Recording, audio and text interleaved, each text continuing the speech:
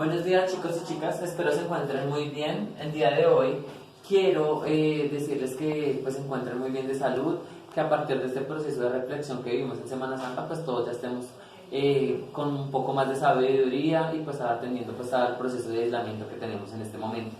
Agradecerles a sus papás, a la señora rectora por permitirnos seguir en nuestro proceso académico de manera virtual. ¿Listo? Con base en eso, el día de hoy en la clase de nosotros es la literatura y por qué la literatura tiene unos elementos literarios.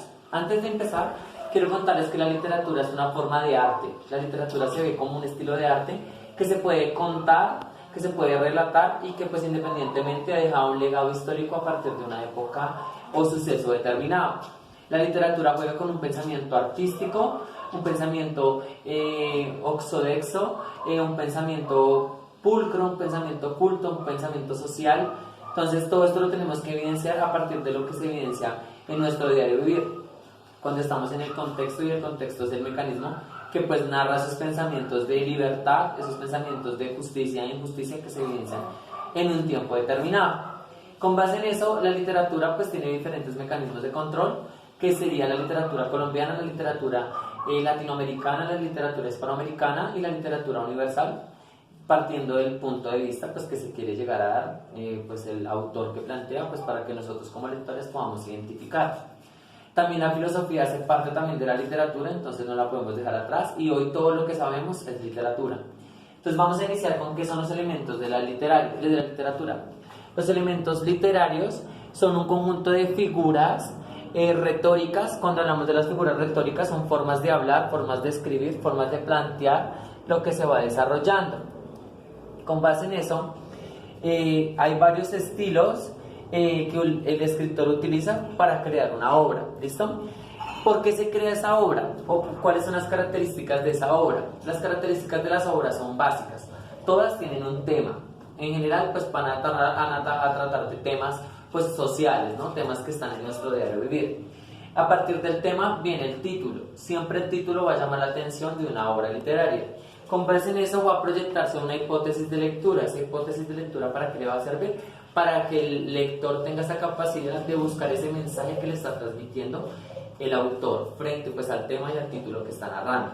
Con base en eso va a utilizar unos argumentos. Los argumentos van a basarse en párrafos, en capítulos o pues de pronto en la secuencia de libros. ¿Listo? Porque hay autores que pues manejan secuencia de libros.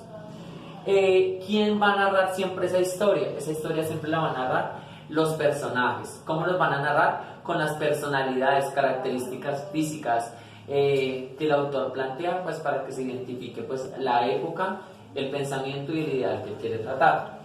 Otro aspecto positivo también que tiene es el tiempo y el espacio. A eso se le conoce como cronotopo.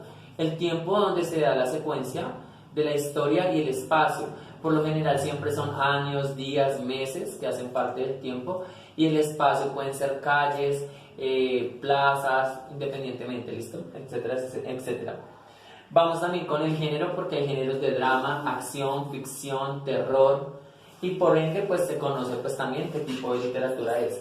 Siempre va a tener un final, que es el que va a narrar pues todo el proceso que tiene. Para que todo esto se configure, tenemos que ser muy claros que pues el autor tiene una forma de escribir, y esa forma de escribir se va a configurar en el proceso de sintaxis y gramática que tiene toda obra. Todas las obras de la lengua española o la lengua en general, cualquiera que sea, tiene una gramática y una estructura básica. Que tenemos que tener que las reglas ortográficas es un conjunto de normas que están dentro de las oraciones, frases y párrafos que está narrando ese autor para darle un sentido y una coherencia. ¿Listo? ¿Cómo lo va a hacer? El acento va siempre en las tildes, siempre van las tildes. ¿Y por qué en una tilde? Porque la tilde es la que nos va a dar esas pausas claves dentro del texto que estamos trabajando. Con base en esto tenemos que saber que hay unos signos. Esos signos son los que yo como lector tengo que tener en cuenta al momento de leer. Tengo que saber dónde hay un punto, cuáles son las pausas que se hacen en un punto. Si es un punto seguido, cuál es la secuencia. Debo tomar una pausa para retomar la idea que se está llevando.